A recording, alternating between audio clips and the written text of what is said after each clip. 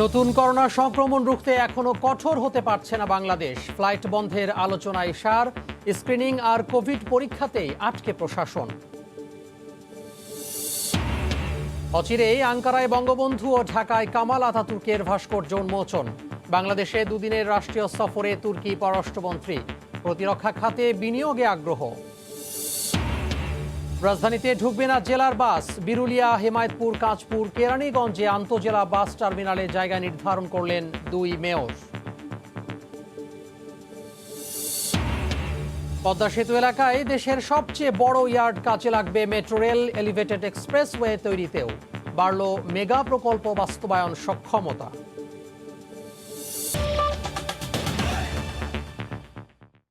সময় সংবাদের সঙ্গে আছি আমি তোহা খান তাম। নতুন করোনা সংক্রমণ রুখতে এখনও কঠোর হতে পারছে না বাংলাদেশ। ফ্লাইট বন্ধের বিষয়ে এখনও কোনো সিদ্ধান্তে আসতে পারেনি সরকার। এ বিষয়ে জানতে চাইলে আবারও স্ক্রিনিং আর কোভিড পরীক্ষার কথাই বললেন বেসামরিক বিমান পরিবহন ও পর্যটন প্রতিমন্ত্রী। এদিকে ফ্লাইট বন্ধের বিষয়ে আলোচনা চলছে জানিয়ে স্বাস্থ্যমন্ত্রী জাহিদ মালিক বলছেন, প্রয়োজনে ব্রিটেনের সঙ্গে বিমান চলাচল স্থগিত করা হবে। নতুন ধরনের করোনা আতঙ্কে গোটা বিশ্ব। যুক্তরাজ্যের সাথে বিমান চলাচল সাময়িক বন্ধ করে দিয়েছে জার্মানি, ইতালি, বেলজিয়াম, আয়ারল্যান্ড, তুরস্ক এবং কানাডা সহ বিশ্বের অন্তত 40টি দেশ। এ তালিকায় আছে প্রতিবেশী দেশ ভারতও। মহামারীকালে নানা দেশ আকাশপথে যোগাযোগ বন্ধ করলেও বাংলাদেশ ব্রিটেন ফ্লাইট চলাচল অব্যাহত ছিল। সিভিল এভিয়েশনের চেয়ারম্যান জানালেন, নতুন করোনার ঝুঁকি থাকলেও আপাতত বন্ধ হচ্ছে না ফ্লাইট। তবে ব্রিটেন ফেরত যাত্রীদের আলাদা করে স্ক্রিনিং হবে, প্রয়োজনে হবে পিসিআর টেস্টও। ইউকে থেকে যেসব যাত্রীগণ আসবেন, সম্মানিত যাত্রীগণ, তাদেরকে আলাদাভাবে শারীরিক, আমরা যেটাকে বলি মনিটরিং, স্ক্রিনিং, স্বাস্থ্য স্ক্রিনিংটা আমরা আলাদাভাবে করব, যাতে করে আমাদের যে ঝুঁকির কথাটা বলছেন এটার ব্যাপারে আমরা আরও ঝুঁকিটা প্রশমন করতে পারি। এদের ব্যাপারে বিশেষ সতর্কতামূলক ব্যবস্থা আমরা 3টি আন্তর্জাতিক বিমানবন্দরে অলরেডি আমরা নিয়েছি। দেশের 3টি আন্তর্জাতিক বিমানবন্দরে এই নির্দেশনা কঠোরভাবে পালনের নির্দেশ দেওয়া হয়েছে বলে জানালেন বেসামরিক বিমান পরিবহন ও পর্যটন প্রতিমন্ত্রী। যথাসময়ে আমরা প্রয়োজনীয় ব্যবস্থা নিব। এটা যদি ডেট্রিমেন্টাল হয় দেশের জন্য, আমরা ইনস্ট্যান্টলি বন্ধ করা এমন কোনো ব্যাপার না, কিন্তু জিনিসটা গভীর পর্যবেক্ষণের মধ্যে আছে। এটা বিমান চলাচলটাই শুধু ঝুঁকি না, আমাদের এখান থেকে সিভিল এভিয়েশন কর্তৃপক্ষ তারাও কিন্তু জিনিসটা মনিটর করতেছে। এদিকে স্বাস্থ্যমন্ত্রী জাহিদ মালিক জানালেন, ফ্লাইট বন্ধের আলোচনা চলছে, পরিস্থিতি বুঝে ব্যবস্থা নেওয়া হবে। ইউকের সাথে প্রায় 40টি দেশের অধিক দেশ ফ্লাইট বন্ধ করেছে। আমরা সেই বিষয়ে চিন্তা ভাবনা করছি, প্রয়োজন হলে আমরাও সেই ব্যবস্থা গ্রহণ করব। আমাদের দেশে তো সেই ধরনের কোনো পরিবেশ হয়নি লকডাউন করার মতো, কাজেই ওই বিষয়ে আমরা এখন চিন্তা ভাবনা করছি না। এই মুহূর্তে দেশে লকডাউনের কোনো পরিকল্পনা নেই বলেও জানান তিনি। শুভ খান, সময় সংবাদ, ঢাকা। এদিকে করোনার নতুন ধরনের সংক্রমণ রুখতে ঝুঁকিপূর্ণ দেশগুলো থেকে যাত্রী আসা ঠেকানোর কোনো বিকল্প নেই বলে মনে করছেন স্বাস্থ্য বিশেষজ্ঞরা। আসা ঠেকানো না গেলে বিদেশ ফেরতদের কঠোর আইসোলেশনে রাখার তাগিদ তাদের। একই সঙ্গে পাল্টাতে হবে কোভিড পরীক্ষার ধরনও। রাশেদ লিমনের রিপোর্ট। ভুল পাল্টে আবারও ভয়াবহ হয়েছে করোনা। যুক্তরাজ্যে সন্ধান পাওয়া নতুন এই প্রকৃতির সংক্রমণের মাত্রা প্রায় 70 গুণ বেশি, যদিও এই ভাইরাসের প্রাণঘাতীর আশঙ্কা তুলনামূলক কম। যুক্তরাজ্যে প্রথম শনাক্ত হলেও এরই মধ্যে ইউরোপ সহ বেশ কিছু দেশে মিলেছে নতুন এই ধরনের অস্তিত্ব। তাই এসব দেশ থেকে বাংলাদেশে প্রবেশে কড়াকড়ি কিংবা নিষেধাজ্ঞার প্রতিমত বিশেষজ্ঞদের। এখন এখান থেকে উত্তরণের একটা উপায় হতে পারে যে আমাদের ওখান থেকে আসতে না দেয়া।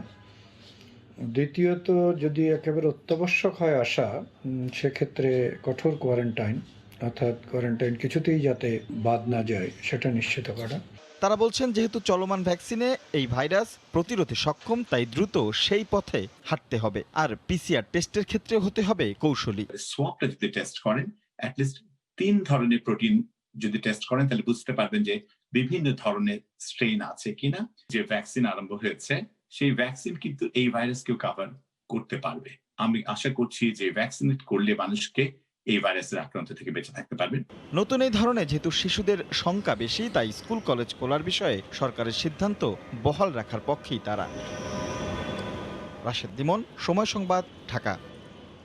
নতুন ধরনের করোনা সংক্রমণ নিয়ে আতঙ্কের মধ্যে যুক্তরাজ্যে একদিনে রেকর্ড 37,000-এর বেশি শনাক্ত হয়েছেন।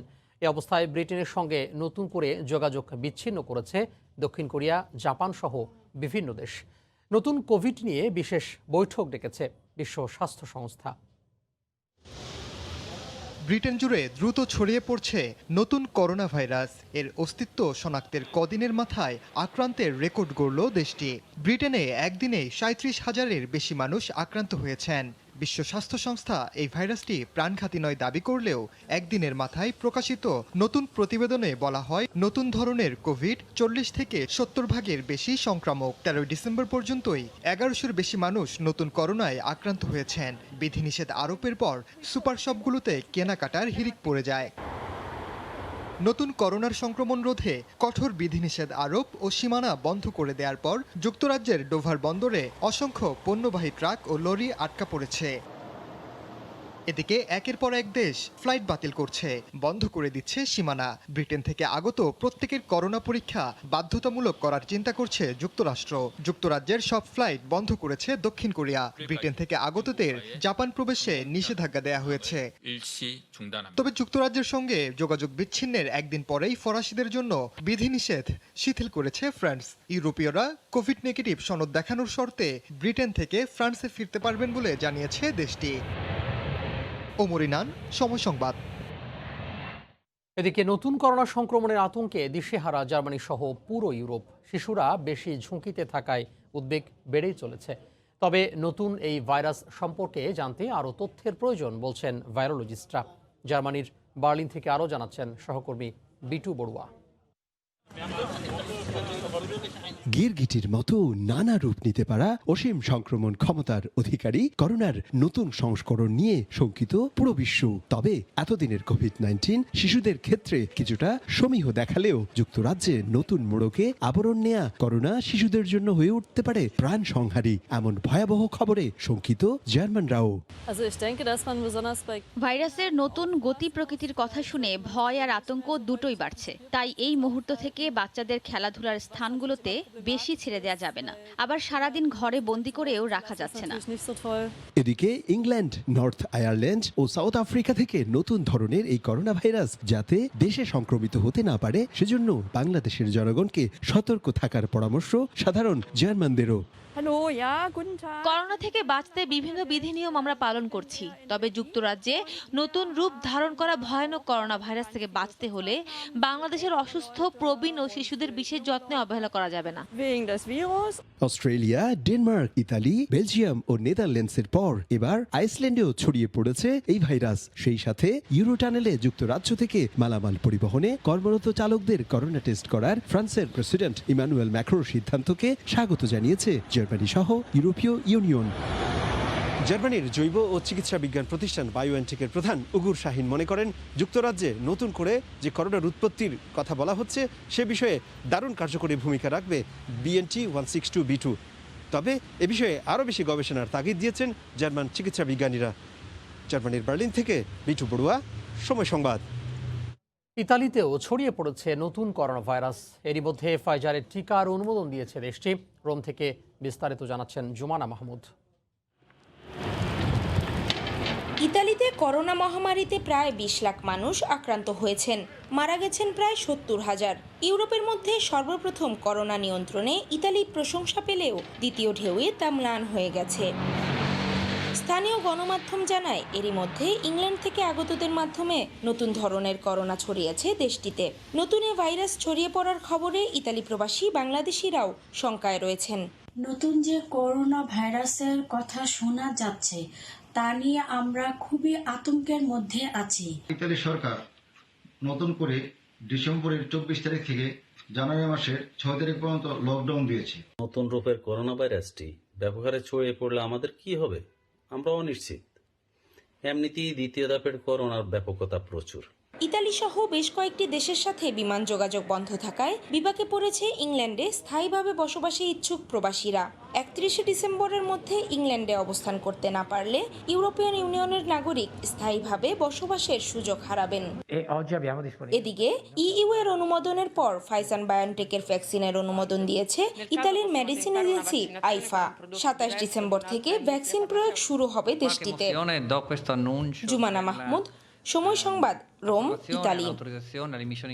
নতুন করোনা সংক্রমণের শঙ্কায় টালমাটাল ইউরোপের সবশেষ পরিস্থিতি জানাতে পর্তুগালের লিসবন থেকে আমাদের সাথে যোগ দিচ্ছেন সহকর্মী তারিকুল হাসান আশিক। আমরা সরাসরি যুক্ত হব তার সঙ্গে।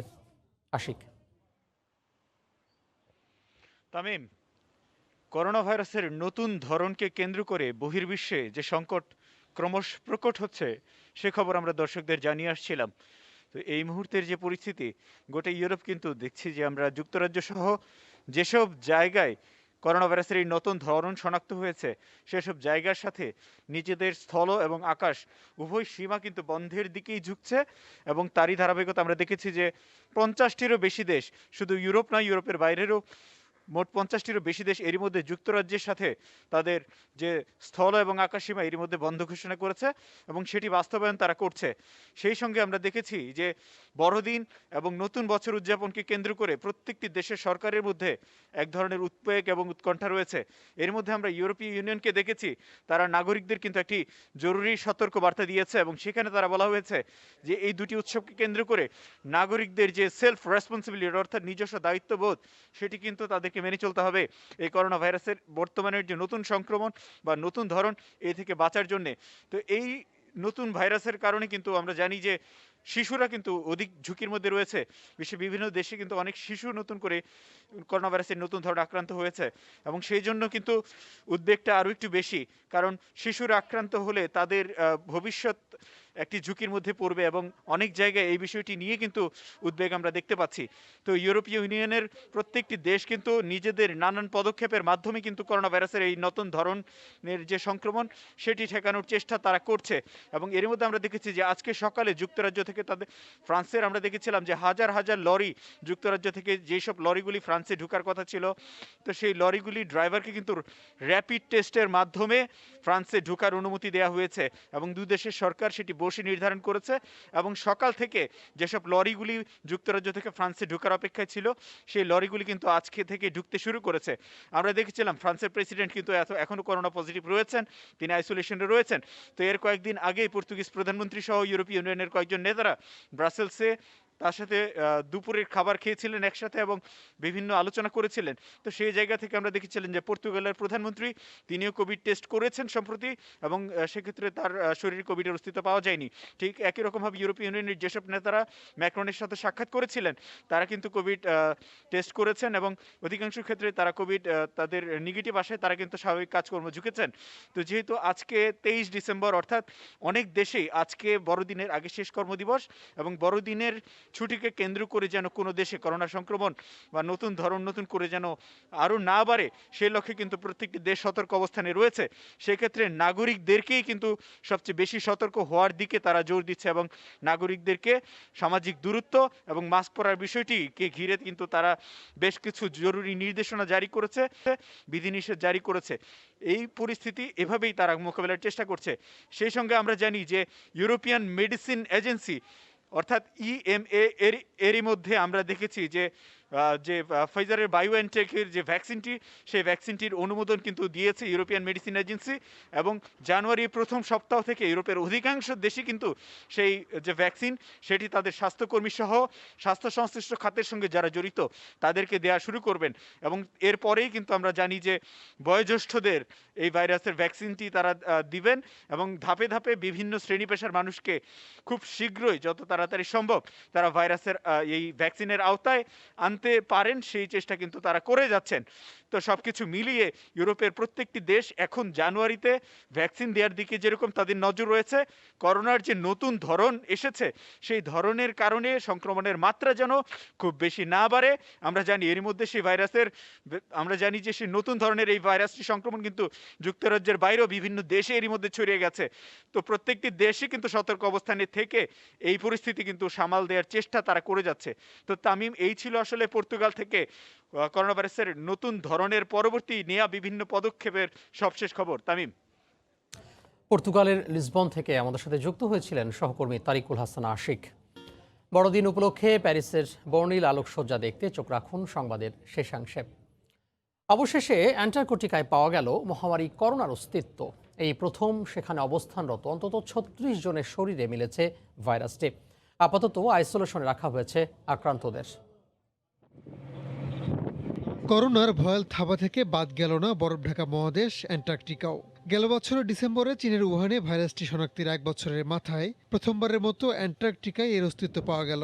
চলতি সপ্তাহে 2 জন অসুস্থ হওয়ার পর করোনা পরীক্ষায় তাদের শরীরে ভাইরাসটি ধরা পড়ে। কর্তৃপক্ষ জানায় এরই মধ্যে অ্যান্টার্কটিকায় অবস্থানরত চিলির বিভিন্ন রিসার্চ স্টেশনের অন্তত 36 জন ভাইরাসটিতে আক্রান্ত হয়েছেন। এর মধ্যে 26 জন চিলির সেনা সদস্য, বাকি 10 জন সাধারণ কর্মী। আমাদের 2টি গবেষণা কেন্দ্রে করোনার সংক্রমণ ধরা পড়েছে। আক্রান্তদের চিকিৎসার জন্য চিলিতে নিয়ে যাওয়া হয়েছে। একটি জাহাজে একজনের শরীরে ভাইরাসটি সংক্রমণ হয়, পরে সেখানে থাকা বাকি সদস্যদের কোয়ারেন্টিনে রাখা হয়েছে। অ্যান্টার্কটিকায় চিলির অন্তত 13টি গবেষণা কেন্দ্র রয়েছে। করোনা হানা দেয় আপাতত সবগুলোই বন্ধ রাখার সিদ্ধান্ত নিয়েছে কর্তৃপক্ষ। চিলি বাদেও অন্য দেশের বেশ কয়েকটি গবেষণা কেন্দ্র রয়েছে মহাদেশটিতে।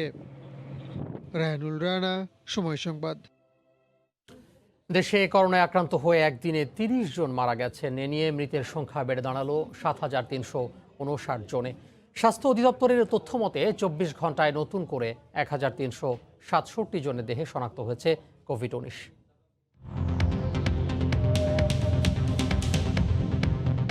24 ঘন্টায় কোভিড-19 নমুনা পরীক্ষা করা হয়েছে 15,932 জনের। এ পর্যন্ত মোট নমুনা পরীক্ষা হয়েছে 31,22,426 জনের। 24 ঘন্টায় নতুন শনাক্ত হয়েছেন 1,367 জন। এ নিয়ে দেশে মোট শনাক্তের সংখ্যা 5,04,868 জন। 24 ঘন্টায় মারা গেছেন 30 জন। এ পর্যন্ত করোনা আক্রান্ত হয়ে মারা গেলেন 7,359 জন। করোনা থেকে 24 ঘন্টায় সুস্থ হয়েছেন 2,416 জন। এ পর্যন্ত সুস্থ হয়েছেন 4,44,345 জন।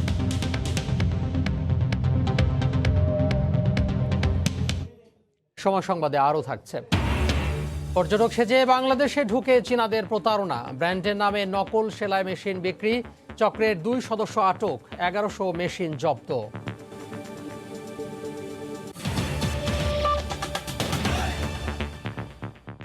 বাংলাদেশের প্রতিরক্ষা খাতে বিনিয়োগে আগ্রহী তুরস্ক এরই সাথে বিদ্যমান বাণিজ্য সম্পর্ক দ্বিগুণ করার আশাবাদ ব্যক্ত করেছেন 2 দিনের সফরে ঢাকায় আসা দেশটির পররাষ্ট্রমন্ত্রী।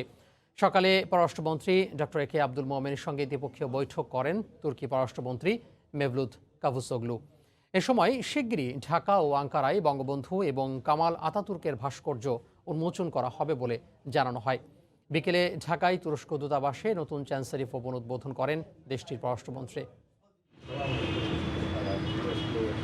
দুদিনের ঢাকা সফরে এসে বুধবার বেলা 12টায় আনুষ্ঠানিক বৈঠক করতে রাষ্ট্রীয় অতিথি ভবন পদ্মায় পৌঁছান তুরস্কের পররাষ্ট্রমন্ত্রী মেভলুত কাভাসোগলু। বেলা 12:30টায় পররাষ্ট্রমন্ত্রী ডক্টর একে আব্দুল মোমেনের সঙ্গে দ্বিপক্ষীয় বৈঠকে বসেন তুর্কি পররাষ্ট্রমন্ত্রী। এই বৈঠকে উঠে আসে 2 দেশের প্রতিরক্ষা খাত, বাণিজ্য, স্বাস্থ্য ও শিক্ষা খাত সহ রোহিঙ্গা ইস্যু। এ সময় বাংলাদেশ তুরস্ক বিদ্যমান বাণিজ্যিক সম্পর্কের মাত্রা আরও দৃঢ় করতে আগ্রহ দেখান দেশটির পররাষ্ট্রমন্ত্রী। অন্তত 1.5 ঘন্টার বেশি সময়ের এই বৈঠক শেষে যৌথ সংবাদ সম্মেলনে গণমাধ্যমের মুখোমুখি 2 পররাষ্ট্রমন্ত্রী। কি হলো আলোচনায় এমন প্রশ্নের জবাবে ডক্টর একে মোমেন বলেন, মহামারীর এই সময়ে ঢাকা আঙ্কারা একযোগে কাজ করবে। এছাড়া ঢাকায় কামাল আতাতুর্ক এবং আঙ্কারায় জাতির পিতা বঙ্গবন্ধুর ভাস্কর্য শিগগিরই উন্মোচিত হবে। The bust of the father of the nation Bangabandhu Sheikh Mujibur Rahman in Ankara and the bust of Mustafa Kemal Ataturk will be unveiled simultaneously at an appropriate date and time in near future. পাশাপাশি 2021 সালের সুবিধাজনক সময়ে তুরস্কের president Recep Tayyip Erdogan Bangladesh সফর করবেন জানিয়ে তুর্কি পররাষ্ট্রমন্ত্রী বলেন, বাংলাদেশকে সামরিক খাতে সহযোগিতা দিতে প্রস্তুত তুরস্ক। I just upstairs explained the advantages of Turkish defense industry. One of the best quality, very competitive price. I am sure Bangladesh will take advantage of this as well. পরে বিকেল 4টায় বারিধারায় তুরস্ক দূতাবাসের নতুন চ্যান্সেরি ভবন যৌথভাবে উদ্বোধন করেন 2 দেশের পররাষ্ট্রমন্ত্রী।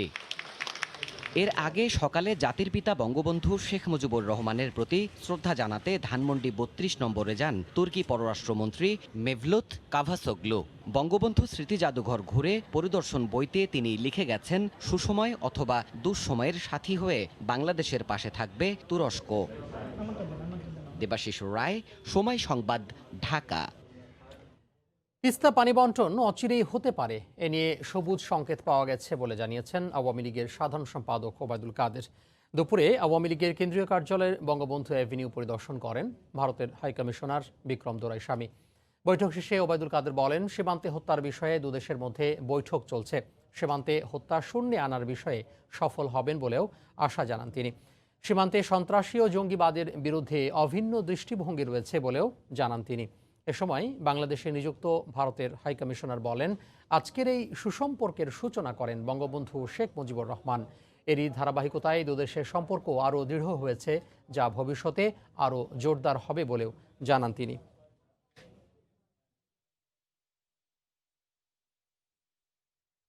আমাদের সম্পর্ক রক্ত সম্পর্ক।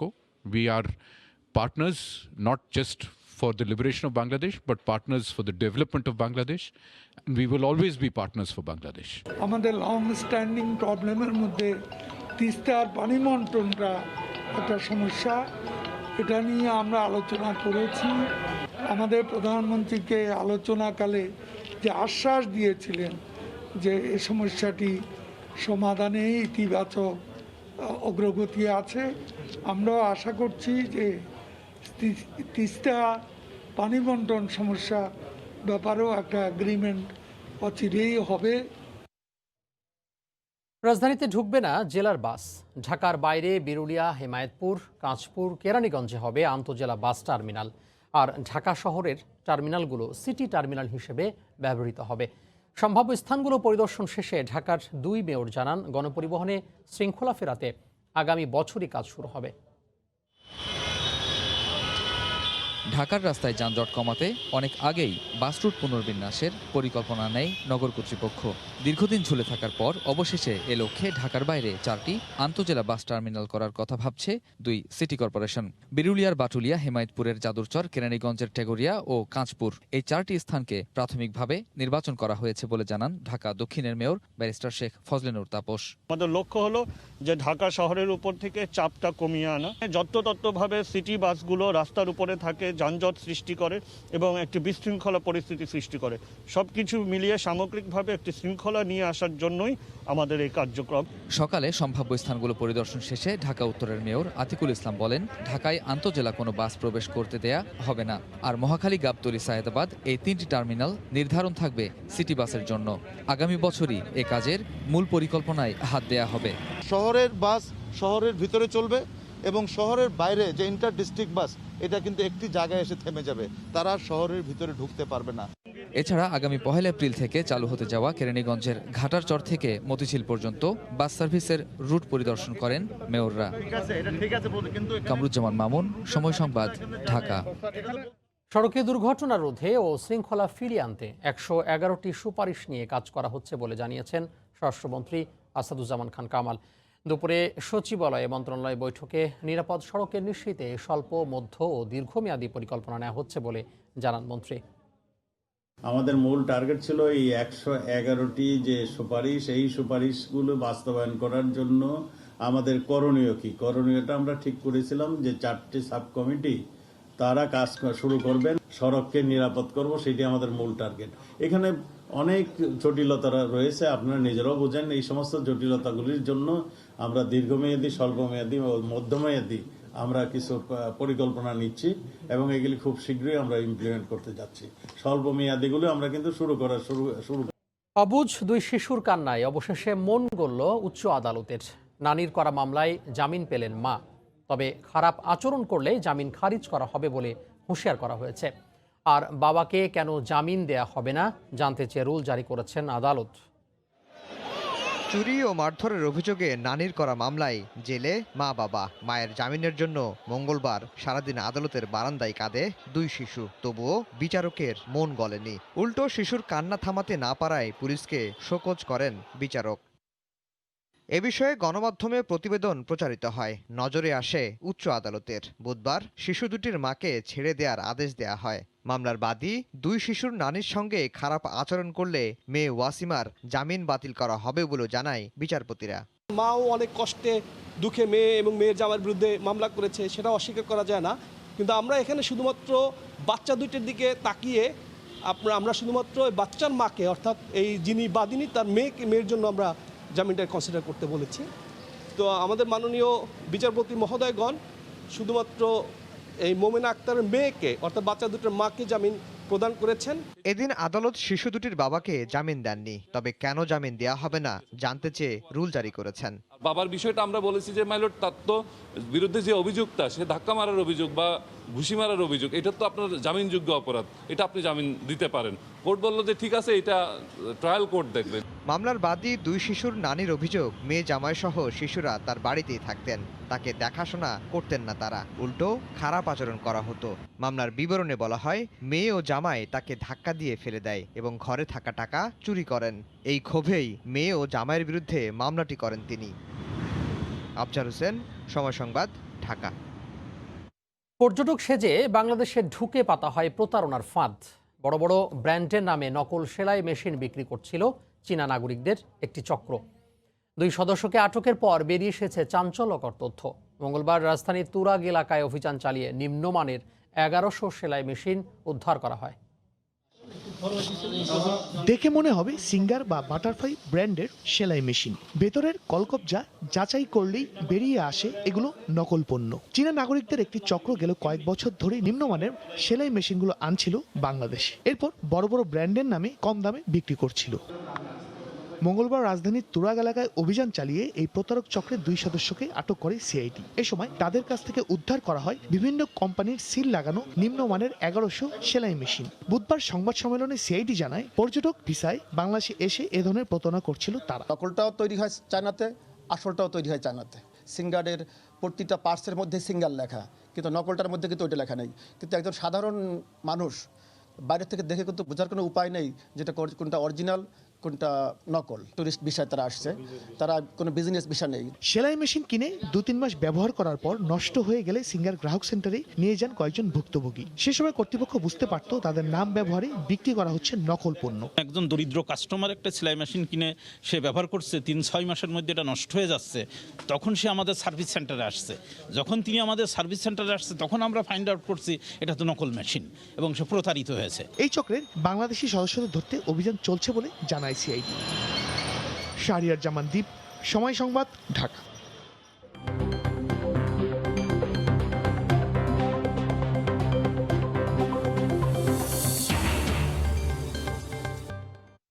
পদ্মা সেতু প্রকল্পের পাইল ও স্প্যান তৈরি হয়েছে দেশের সবচেয়ে বড় ইয়ার্ডে।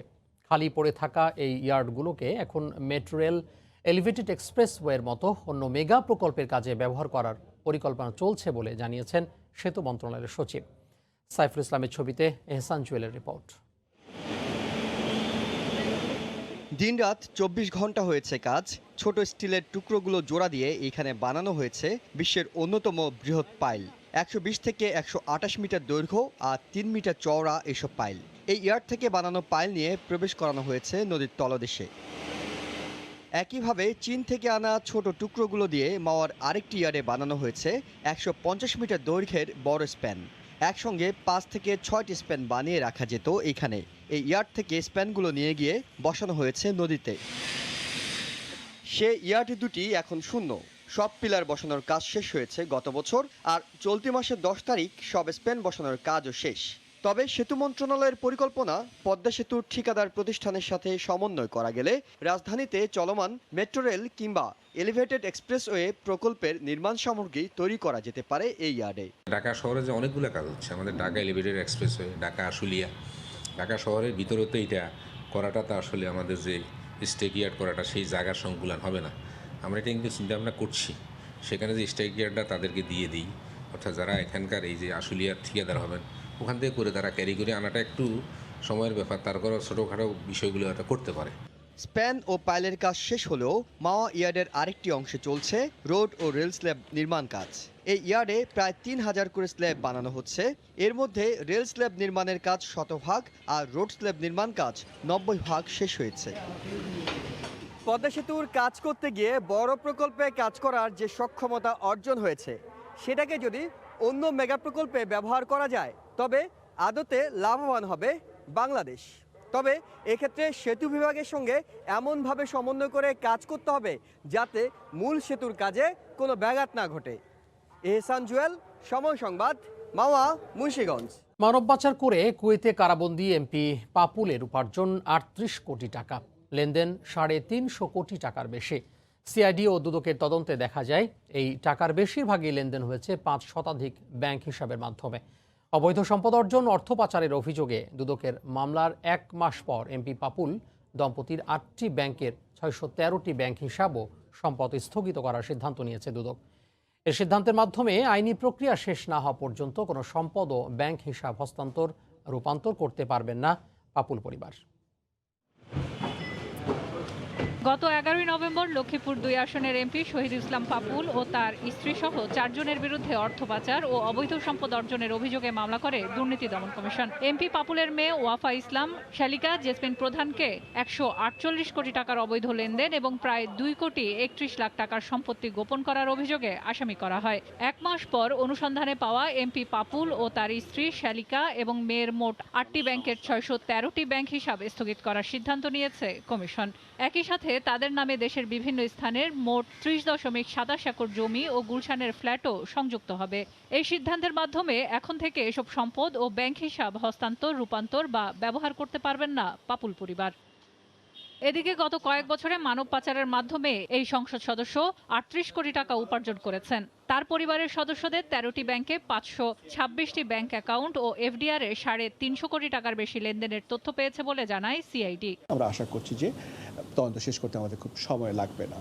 ইতিমধ্যে এই আইন অনুযায়ী ওনার যে প্রপার্টি আছে এবং যে ব্যাংক ব্যালেন্স আছে এগুলোকে সিজ করার জন্য, ফ্রিজ করার জন্য আমরা কোর্টে প্রেয়ার দিয়েছি। আমরা আশা করছি অচিরেই কোর্ট আমাদের এই প্রেয়ারটা বিবেচনা করবে। সম্প্রতি মানব পাচারের অভিযোগে কুয়েতে গ্রেফতার সংসদ সদস্য ও তার পরিবারের বিরুদ্ধে সিআইডির অর্থ পাচারের অভিযোগে মামলা করে। অন্যদিকে মানব পাচার, ভিসা বাণিজ্য এবং অর্থ পাচার সম্পর্কিত মামলায় পাপুলের বিরুদ্ধে আগামী ২৮ জানুয়ারি কুয়েতের আদালতে রায় হওয়ারও কথা রয়েছে। সেলিয়া সুলতানা, সময় সংবাদ, ঢাকা। রাজশাহীতে তাপমাত্রা বাড়লেও হিমেল বাতাস ও কুয়াশায় বেড়েছে শীতের তীব্রতা। গরম কাপড়ের অভাবে দুর্ভোগে পড়েছেন হতদরিদ্র ও ছিন্নমূল মানুষ। শনিবার রাজশাহীতে তাপমাত্রা কমে ৮ ডিগ্রি সেলসিয়াসে নামে। তবে গেল ৩ দিনে আস্তে আস্তে তাপমাত্রা বাড়লেও হিম বাতাস ও কুয়াশা বাড়িয়েছে শীতের তীব্রতা। সকালে নগরীর বিভিন্ন সড়কে ঝুঁকি এড়াতে হেডলাইট জ্বালিয়ে গাড়ি চলাচল করছে। পৌষের শুরু থেকেই দিনের দুভাগে কুয়াশা ও শীতের তীব্রতা বাড়ায় কাজ না পেয়ে সবচেয়ে কঠিন অবস্থায় পড়েছে খেটে খাওয়া শ্রমজীবী মানুষেরা। প্রচুর কুয়াশা পড়ছে আর আপনার গরিব মানুষ আসতে আমাদের কষ্ট হয়। আমরা ধরেন যে পানি কাদাতে কাজ করি, তো রাজমিস্ত্রির কাজ করি, আমাদের শীতে খুব সমস্যা। কুয়াশা আর হাড় কাঁপানো শীত জেঁকে বসায় গরম কাপড়ের অভাবে স্থবির ছিন্নমূল মানুষদের জীবন। ভোর থেকে দিনের অনেকটা সময় ঠান্ডা থাকায় ঘর ছেড়ে বের হচ্ছে না নগরবাসী। তাতে আয় কমেছে রিক্সা ও অটোরিকশার চালকদের। ৫০০ টাকা কাজ হচ্ছে, কিস্তি প্রত্যেকদিন 500 টাকা, চলবো কেমন করে? চার্জের 160 টাকা দেওয়া লাগে প্রত্যেক দিন। এখন তাও আমরা ওই ঠান্ডার মধ্যে বার করছি, ধরেন লোক হচ্ছে না ভাই। এভাবে তো এখন ধরেন ডাল ভাত এভাবে আল্লাহ মিলাছে, এভাবে খাচ্ছি, তাহলে খুবই কষ্ট হচ্ছে আমাদের। আবহাওয়া অফিস বলছে দিনের মধ্যভাগে সূর্যের দেখা মেলায় তাপমাত্রা বেড়েছে, তবে এ মাসের শেষে শৈত্যপ্রবাহের সম্ভাবনা রয়েছে। এই মাসের শেষের দিকে তাপমাত্রা আরেকটু ফল করতে পারে এবং সামনের মাসের দিকে আরও শৈত্যপ্রবাহের সম্ভাবনা রয়েছে। বুধবার রাজশাহীতে সর্বনিম্ন তাপমাত্রা রেকর্ড করা হয়েছে 13 ডিগ্রি সেলসিয়াস। রাকিবুল হাসান, সময় সংবাদ, রাজশাহী। প্রকল্পে হরিলুট আর অপচয়ের প্রমাণ। দুর্নীতির তকমা এঁটে গেলে ভবিষ্যতে বিদেশি ঋণ পাওয়া কঠিন হবে বলে শঙ্কা অর্থনীতিবিদদের। সে সঙ্গে রয়েছে মানসম্পন্ন ঠিকাদার না পাওয়ার ঝুঁকি। এ অবস্থায় প্রকল্প পরিকল্পনার দক্ষতা ও বাস্তবায়ন তদারকি প্রতিষ্ঠানের সক্ষমতা বাড়ানোরও পরামর্শ বিশেষজ্ঞদের। রিপোর্ট হরিপদ সাহার। ডাক বিভাগে ডিজিটাল সেবা দিতে 541 কোটি টাকা ব্যয়ে ই পোস্ট অফিস স্থাপনে নেয়া প্রকল্পে 160 কোটি টাকার হিসাবই পাওয়া যায়নি। দুদক এ প্রকল্পের বেশিরভাগ টাকাই লোপাটের প্রাথমিক প্রমাণ পাওয়ার কয়েকদিনের মধ্যেই ডাক অধিদপ্তরের মহাপরিচালককে পাঠানো হয় বাধ্যতামূলক ছুটিতে। এছাড়া পুকুর খনন, স্কুল ফিডিংয়ের খিচুড়ি রান্না শেখার মতো অদ্ভুত অজুহাতে বিদেশ যাওয়ার প্রস্তাব কিংবা রেলের ইঞ্জিন কেনায় ঘুষ লেনদেনের অভিযোগ সহ নানা অনিয়ম দুর্নীতির তথ্য অহরহ উঠে আসছে গণমাধ্যমে। এসব ঘটনায় সরকারের ভেতরে বাইরে যেমন অস্বস্তি আছে, তেমনি সামনের দিনগুলোর জন্য অর্থায়নের ঝুঁকি বাড়ছে বলে মনে করেন এই অর্থনীতিবিদ। কোনো একটা পার্টিকুলার প্রজেক্টে আমরা হয়তো লোন পেতে পারি, কিন্তু সেই লোনটার কস্ট অফ ফাইন্যান্স সেটা বেশি হতে পারে। পৃথিবীর অনেক কন্ট্রাক্টর আছে কিন্তু যারা খুব এথিক্যালি কমপ্লায়েন্ট কন্ট্রাক্টর, তারা যদি দেখে যে প্রকল্প বাস্তবায়নে কন্ট্রোল মেকানিজমসগুলো দুর্বল, তখন কিন্তু এথিক্যালি কমপ্লায়েন্ট কন্ট্রাক্টররা সেই ধরনের প্রজেক্টে বিট করবে না। সরকারি প্রকল্পের বাস্তবায়ন, তদারকি ও মূল্যায়নে কাজ করে পরিকল্পনা মন্ত্রণালয়ের প্রতিষ্ঠান আইএমইডি। স্থাপত্য ও পরিকল্পনা খাতের পর্যবেক্ষকরা বলছেন ঢেলে সাজাতে হবে আইএমইডিকে। বাংলাদেশে বিভিন্ন সংস্থার অধিভুক্ত কর্মকর্তাদের দ্বারা এই প্রাক সমীক্ষা করার চেষ্টা করা হচ্ছে। আইএমইডি যদি শক্তিশালী হয় তাহলে জনবান্ধব করে প্রকল্প করা, যেমনি করে নিশ্চিত করা যায় সময় নির্ভর প্রকল্প না হওয়া অলমোস্ট বাধ্য হয়ে যাবে। অপচয় দুর্নীতি রোধের পাশাপাশি জুলাই থেকে জুনের পরিবর্তে এপ্রিল থেকে মার্চকে অর্থ বছর হিসেবে চালু করলে উন্নয়ন প্রকল্প বাস্তবায়নে বাড়তি সুফল মিলবে বলেও মনে করেন পর্যবেক্ষকরা। হরিপদ সাহা, সময় সংবাদ, ঢাকা। করোনা মহামারীর মধ্যেও উৎসবের নগরীতে পরিণত হয়েছে ফ্রান্সের প্যারিস। বড়দিন উপলক্ষে রং বেরঙের আলোয় সাজিয়ে তোলা হয়েছে প্যারিসকে। শেষ মুহূর্তের কেনাকাটায় ক্রেতারা ভিড় করছেন দোকানগুলোয়। প্যারিসের অ্যাভিনিউ ভিক্টোরিয়া সহ বিভিন্ন স্থাপনায় এই আলোকসজ্জা বলে দেয় বড়দিন এসে গেছে। করোনা মহামারীর মধ্যেও বর্ণিল আলোকসজ্জায় রাঙিয়ে তোলা হয়েছে প্যারিসকে। বিষাদের দিনগুলোতেও উৎসবের আবহ ফুটিয়ে তোলা হয়েছে। প্যারিসের বিভিন্ন স্থাপনার পাশাপাশি দোকানপাটগুলোকেও ক্রিসমাস ট্রি সহ হরেক রঙের আলোয় রাঙিয়ে তোলা হয়েছে। দর্শনার্থীরা বলছেন করোনার এই দুঃসময়ে উৎসবের আবহ কিছুটা হলেও মানুষের মুখে হাসি ফোটাবে। বিভিন্ন বিধিনিষেধের মধ্যেও মানুষজন উপহার কিনতে বাইরে বের হচ্ছেন। শহরের বর্ণিল শোভা উপভোগ করছেন, এতেই তারা আনন্দ খুঁজে নিচ্ছেন। একদিন পরেই বড়দিন, তাই শেষ মুহূর্তের কেনাকাটায় ব্যস্ত সময় পার করছেন ক্রেতারা। ভিড় করছেন দোকানগুলোয়। মানুষজন একজন আরেকজনের খুব কাছাকাছি অবস্থান করছে, কেউই সামাজিক দূরত্ব মানছে না। আমরা দোকানপাট খুলেছি, অথচ রেস্তোরাঁ, জাদুঘর সব বন্ধ রেখেছি। প্যারিস মানেই উৎসব ও আনন্দের নগরী। করোনার কারণে উৎসবে কিছুটা ভাটা পড়লেও নিউ নর্মাল বাস্তবতাকে মেনে নিয়েই বড়দিন উদযাপন করছেন প্যারিসবাসী। ওমর ইনান, সময় সংবাদ। এই পর্যায়ে শীর্ষ সংবাদগুলো জানিয়ে দিব আরও একবার। নতুন করোনা সংক্রমণ রুখতে এখনো কঠোর হতে পারছে না বাংলাদেশ। ফ্লাইট বন্ধের আলোচনায় সার, স্ক্রিনিং আর কোভিড পরীক্ষাতেই আটকে প্রশাসন। অচিরেই আঙ্কারায় বঙ্গবন্ধু ও ঢাকায় কামাল আতাতুর্কের ভাস্কর্য উন্মোচন। বাংলাদেশে দুদিনের রাষ্ট্রীয় সফরে তুর্কি পররাষ্ট্রমন্ত্রী, প্রতিরক্ষা খাতে বিনিয়োগে আগ্রহ। এবং রাজধানীতে ঢুকবে না জেলার বাস। বিরুলিয়া, হেমায়েতপুর, কাঁচপুর, কেরানীগঞ্জে আন্তজেলা বাস টার্মিনালের জায়গা নির্ধারণ করলেন 2 মেয়র। এই ছিল এখনকার মতো। সঙ্গে থাকুন সময়।